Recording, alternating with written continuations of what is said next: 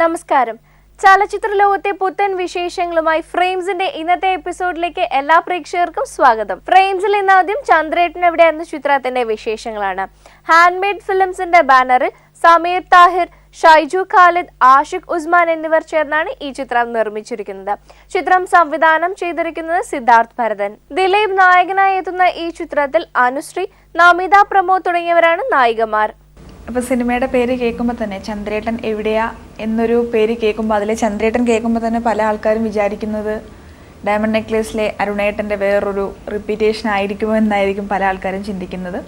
ഒരിക്കലും അല്ല. ചന്ദ്രേട്ടൻ എവിടെയാ എന്ന സിനിമ വേറൊരു ടൈപ്പാണ്, വേറൊരു ഫാമിലി എൻ്റർടൈനറാണ്. എല്ലാവർക്കും ഇഷ്ടപ്പെടാൻ കഴിയുന്ന ഒരുപാട് എലിമെൻറ്റ്സ് ഉണ്ട്. ശരിക്കും നല്ല കുറേ ആർട്ടിസ്റ്റുകൾ അഭിനയിച്ചിട്ടുണ്ട് ഒരുമിച്ച്. ദിലീപേട്ടൻ, നമിത, KP ലളിത ചേച്ചി, മുകേഷ് ഏട്ടൻ, സുരാജ് ഏട്ടൻ, ഒരുപാട് സൗബിൻ, ചെമ്പൻ വിനോദേട്ടൻ, വീണ ചേച്ചി, ഇങ്ങനെ ഒരുപാട് നിര ഇങ്ങനെ നിൽക്കുന്ന ഒരുപാട് ആൾക്കാരുടെ കൂട്ടായ്മയുടെ ഒരു സിനിമയാണ്. അതുപോലെ തന്നെ സമീറേട്ടൻ, സിദ്ധാർത്ഥ് സാറ്, ഷൈജു ഖാലിദ്, ആഷിഖ് ഉസ്മാൻ, ഒരുപാട് എനിക്ക് തോന്നുന്നൊരു നല്ലൊരു സുഹൃത്ത് വലയത്തിൽ നിന്നുണ്ടാകുന്ന ഒരു സിനിമയാണിത്. സമീറേട്ടൻ്റെ കൂടെ ഞാൻ ഡയമണ്ട് നെക്ലേസിന് ശേഷം വീണ്ടും സമീറേട്ടനായിരുന്നു എൻ്റെ ഫസ്റ്റ് മൂവിയായ ഡയമണ്ട് നെക്ലേസിൻ്റെ ക്യാമറാമാൻ. സോ സമീറേട്ടൻ്റെ കൂടെ വീണ്ടും വർക്ക് ചെയ്യുന്നൊരു മൂവിയാണ്. സോ എല്ലാം കൊണ്ടും ആൾക്കാർക്ക് അവരുടെ ഫാമിലിയുമായിട്ട് കണക്ട് ചെയ്യാൻ പറ്റുന്ന ഒരുപാട് എലിമെൻറ്റ്സ് നിങ്ങൾക്ക് ഈ സിനിമയിൽ നിന്ന് എവിടെന്നെങ്കിലുമൊക്കെ കിട്ടും. ശരിക്കും എല്ലാവർക്കും നല്ലൊരു എൻ്റർടൈനർ ആയിരിക്കും. ഒരു നോട്ട് ഓൺലി ഒരു കോമഡി മാത്രമല്ല, ഒരു ഫാമിലി എന്ന് പറയുന്നത് ഇതിൻ്റെ ശരിക്കും ഒരു ബാക്കപ്പായിട്ട് ഫാമിലി ഉണ്ട്. സോ എല്ലാ ഓഡിയൻസിനും ശരിക്കും ഇഷ്ടപ്പെടാൻ കഴിയുന്ന, ആസ്വദിക്കാൻ കഴിയുന്ന ഒരു ചിത്രമായിരിക്കും ചന്ദ്രേട്ടൻ എവിടെയാ.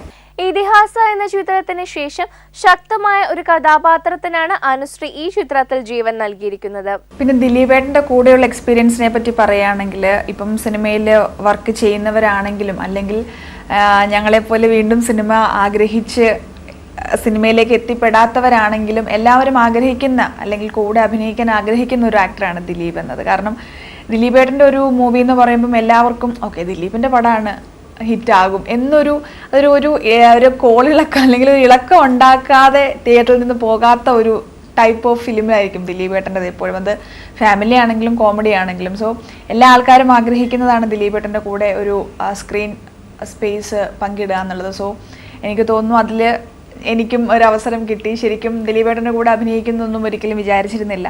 സോ നല്ലൊരു എക്സ്പീരിയൻസ് ആയിരുന്നു. കാരണം അവരൊക്കെ ഒരുപാട് എക്സ്പീരിയൻസ്ഡ് ആയിട്ടുള്ള ആൾക്കാരാണ്. സോ നമ്മൾ അത്രയൊന്നും ആയിട്ടില്ല.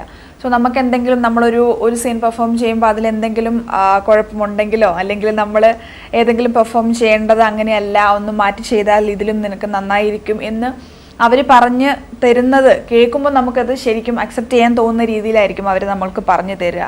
എന്തെങ്കിലും തെറ്റുണ്ടെങ്കിലും മാറ്റി ചെയ്യൂ അല്ലെങ്കിൽ ഇങ്ങനെ ചെയ്ത് നോക്കൂ എന്ന് ഒരുപാട് ഓപ്ഷൻസ് അവർ തരാറുണ്ട്. കാരണം അവരുടെ എക്സ്പീരിയൻസ് വഴി അവർക്കത് കഴിയും.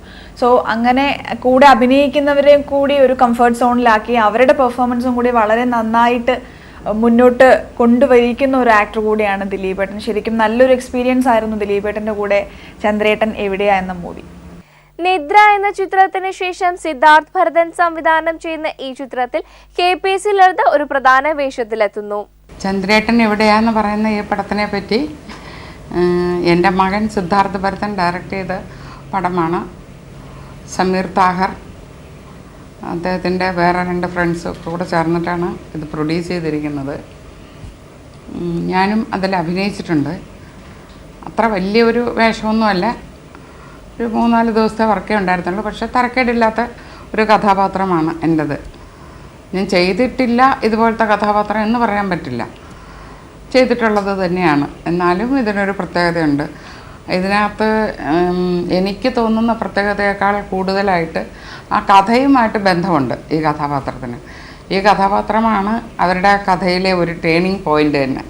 ഇവരാണ് അതിന് വേണ്ട പ്രോത്സാഹനം കൊടുക്കുന്ന ഒരു കഥാപാത്രമാണ് എൻ്റെത്. ഇതുവരെയ്ക്കും ഒരു അമ്മ വേഷം ആയിട്ടാണ് കുറച്ച് നാളായിട്ട് ഞാൻ ചെയ്തുകൊണ്ടിരുന്നത്. അതിൽ നിന്ന് ഇത്തിരി ഒരു വ്യത്യാസമുള്ള ഒരു വേഷമാണ് ഇപ്പോൾ ഇതിനകത്ത്. സിദ്ധുവിൻ്റെ 2ാമത്തെ പടമാണ്. എൻ്റെ പ്രത്യേകത, അവൻ ആദ്യം ചെയ്തത് നിദ്ര എന്ന് പറയുന്ന പടമായിരുന്നു. അത് ഭരതൻ അവൻ്റെ അച്ഛൻ തന്നെ ചെയ്ത ഒരു പടമായിരുന്നു. അത് 2ാമത് ചെയ്തപ്പോഴും ആദ്യം 30 വർഷം മുമ്പ് ചെയ്ത അതേ കഥാപാത്രം ഞാനിതിനകത്ത് കയറി. മകള് മാത്രം മാറി. അന്ന് ശാന്തി കൃഷ്ണയായിരുന്നു, ഇന്ന് റിമ കല്ലിങ്ങലായിരുന്നു. ഇതിപ്പോൾ അത് കഴിഞ്ഞിട്ട് അവൻ ചെയ്ത 2ാമത്തെ പടമാണിത്. ഇതിലും ആ കഥാപാത്രമായിട്ട് ഒരു സാമ്യമില്ലാത്ത ഒരു വളരെ വ്യത്യാസമുള്ള ഒരു കഥാപാത്രമാണിത്. കഥയെപ്പറ്റി എനിക്കിപ്പോൾ പറയാൻ പറ്റില്ല, അത് നിങ്ങളെ കണ്ടതിന് ശേഷം വേണം തീരുമാനിക്കാൻ. അനുശ്രീക്ക് പുറമെ നായിക പ്രാധാന്യമുള്ള മറ്റൊരു വേഷത്തിലാണ് നമിത പ്രമോദ് എത്തുന്നത്. ഏതൊരു വേഷവും വളരെ തന്മയത്വത്തോടു കൂടി കൈകാര്യം ചെയ്യാൻ കഴിയുമെന്ന് ഈ ചിത്രത്തിലൂടെ നമിത തെളിയിച്ചിരിക്കുകയാണ്. ഇപ്പോൾ ഞാനിവിടെ ഉള്ളത് ഡിസ്കസ് ചെയ്യാൻ പോണത് ചന്ദ്രേട്ടൻ എവിടെയാ മൂവിനെ പറ്റിയാണ്. ദിലീപേട്ടൻ്റെ കൂടെ ചെയ്യുന്ന 3ാമത്തെ മൂവിയാണ്. സിദ്ധാർത്ഥ് ഭരതൻ ഡയറക്റ്റ് ചെയ്യുന്നു. സമീർ താഹിർ, ആഷിഖ് ഉസ്മാൻ, ഷൈജു ഖാലിദ് ഇവരെല്ലാവരും കൂടി ചേർന്ന് പ്രൊഡ്യൂസ് ചെയ്യുന്നു. സന്തോഷേട്ടൻ്റെയാണ് സ്റ്റോറി.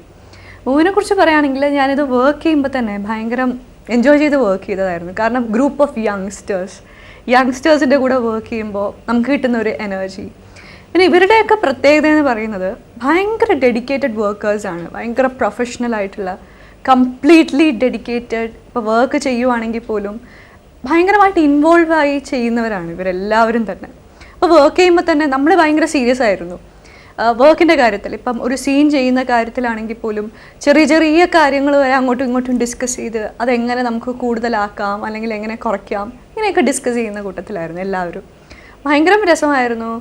ദിലീപേട്ടനുണ്ട്, ഈക്വലി ഒരു ഹീറോയിൻ ക്യാരക്ടറായിട്ട് അനുശ്രീ ചെയ്യാനുണ്ട്, അനു ഉണ്ട്, ലളിത ആൻറ്റി, സുരാജ് ഏട്ടൻ, മുകേഷ് ഏട്ടൻ, ഇങ്ങനെ ഒരു ഹ്യൂജ് ക്രൂ ഉണ്ട്.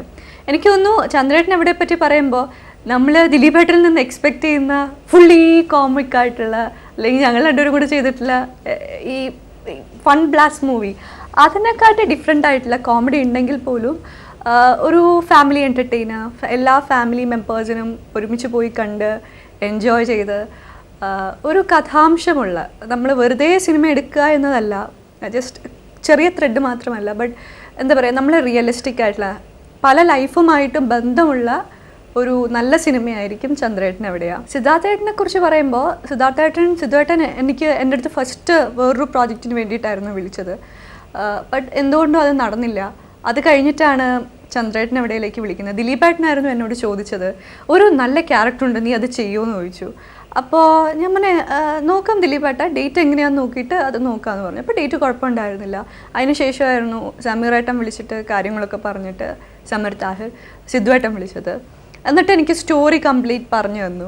അപ്പോൾ എനിക്ക് ഭയങ്കര ഇൻട്രസ്റ്റിംഗ് ആയിട്ട് തോന്നി. കാരണം നമ്മൾ സ്ഥിരം കേൾക്കുന്ന സ്റ്റോറി അല്ലെങ്കിൽ സ്ഥിരം പ്രസൻറ്റ് ചെയ്യുന്ന പാറ്റേണിനെക്കാട്ടി ഡിഫറെൻ്റ് ആയിട്ടായിരുന്നു അവർ ഈ ഒരു സ്റ്റോറീനെ ട്രീറ്റ് ചെയ്തിരുന്നത് ചന്ദ്രേട്ടൻ എവിടെയാണ്. അതുപോലെ തന്നെ എല്ലാ കാര്യത്തിലും ഭയങ്കരമായിട്ട് എന്താ പറയുക, ഇങ്ങനെ ചെയ്യണം. ഇപ്പോൾ കോസ്റ്റ്യൂമിൻ്റെ കാര്യമാണെങ്കിലും ഹെയറിൻ്റെ കാര്യമാണെങ്കിലും ഈവൻ മേക്കപ്പിൻ്റെ കാര്യത്തിൽ വരെ ഒരുപാട് സജഷൻസ് പറയുമായിരുന്നു ഇവരെല്ലാവരും. ഭയങ്കര ലിമിറ്റഡ് മേക്കപ്പ്, അതുപോലെ തന്നെ വളരെ സെറ്റിൽഡ് ആയിട്ടുള്ള എക്സ്പ്രഷൻ, എല്ലാവർക്കും അങ്ങനെ തന്നെയായിരുന്നു. ഒരു ഫിലിം എടുക്കുമ്പോൾ അതിന് ഒരു ഫേക്കായിട്ടുള്ള അല്ലെങ്കിൽ ആർട്ടിഫിഷ്യൽ ആയിട്ടുള്ള ഒരുപാട് കാര്യങ്ങൾ കൊണ്ട് നിറയ്ക്കാതെ മാക്സിമം എങ്ങനെ റിയലിസ്റ്റിക് ആയിട്ട് ചെയ്യണം അല്ലെങ്കിൽ പ്രസൻറ്റ് ചെയ്യണം എന്ന് ഇവരെല്ലാവരും ശ്രദ്ധിച്ചിരുന്നു. സ്പെഷ്യലി സിദ്ധുവേട്ടൻ ആൻഡ് സമീറേട്ടനൊക്കെ. ഈവൻ ക്യാമറയുടെ കാര്യം പറയുകയാണെങ്കിൽ Shaiju Khalid has done such a wonderful job. ഭയങ്കര രസമായിട്ട് ഫ്രെയിംസിനെയൊക്കെ നാച്ചുറൽ ആയിട്ടുള്ള രീതിയിൽ, ലൈറ്റ്നിങ്ങിൻ്റെ ആയിരുന്നാലും ഒരുപാട് ലൈറ്റ്സ് ഒന്നും ഇല്ലാതെ വളരെ നാച്ചുറൽ ആയിട്ടുള്ള രീതിയിൽ നമുക്ക് പ്രസൻറ്റ് ചെയ്തിട്ടുണ്ട്. അതായത് ഡബ് ചെയ്യാനൊക്കെ പോകുമ്പോൾ ശരിക്കും നമ്മുടെ മുന്നിൽ ശരിക്കും നടക്കുന്ന പോലെ തോന്നും സീൻസ്. ഒരിക്കലും ഒരു സ്ക്രീനിൽ നമ്മൾ കാണുകയാണെന്ന് തോന്നിയിട്ടില്ല എനിക്ക്. ഇപ്പം നമ്മുടെ മുന്നിൽ നടന്നുകൊണ്ടിരിക്കുന്ന സിറ്റുവേഷൻസ് പോലെ തോന്നാൻ അത്ര റിയലിസ്റ്റിക് ആയിട്ട് ചെയ്തേക്കുന്നു. നമ്മുടെ മ്യൂസിക് പ്രശാന്ത് പിള്ളെ, ഭയങ്കര രസമായിട്ടുള്ള മ്യൂസിക്കാണ്. ഒരു സാധാരണ ലിസണറിൻ്റെ രീതിയിലാണ് ഞാൻ സോങ് ലിസൺ ചെയ്തത്. ഇപ്പോൾ ഇതിൽ അഭിനയിക്കുന്ന ആൾ അങ്ങനെയൊന്നുമല്ല കേട്ടത്. അപ്പോൾ അത് കേട്ടപ്പോൾ തന്നെ നോർമൽ ഋതമൊന്നും അല്ല ഇതിൽ യൂസ് ചെയ്തിരിക്കുന്നത്. ഒരു സ്പെഷ്യൽ രീതിയിലുള്ള പാട്ടും മോഡുലേഷനും കാര്യങ്ങളൊക്കെയാണ് സോങ്സിനുള്ളത്. ഫ്രെയിംസിൽ ഇനി പുതിയ ചിത്രങ്ങളുടെ വിശേഷങ്ങളുമായി ന്യൂ റിലീസസ്. പൊന്നു ഫിലിംസിന്റെ ബാനറിൽ ഷാജി തോമസ് നിർമ്മിക്കുന്ന ചിത്രമാണ് സ്വർഗത്തെക്കാൾ സുന്ദരം. ഈ ചിത്രം സംവിധാനം ചെയ്തത് മനോജ് അരവിന്ദാക്ഷൻ. ശ്രീനിവാസൻ പ്രധാന കഥാപാത്രമായി എത്തുന്ന ചിത്രത്തിന്റെ ഗാനരചന ഏങ്ങണ്ടിയൂർ ചന്ദ്രശേഖരൻ, സംഗീതം രാകേഷ് കേശവൻ. ഫ്രെയിംസിന്റെ ഇന്നത്തെ മനോഹരമായ എപ്പിസോഡ് ഇവിടെ പൂർണ്ണമാവുകയാണ്. പുത്തൻ സിനിമാ വിശേഷങ്ങളുമായി ഫ്രെയിംസിനെ അടുത്ത ആഴ്ച. Till then, you people take care and bye from Sri Lakshmi.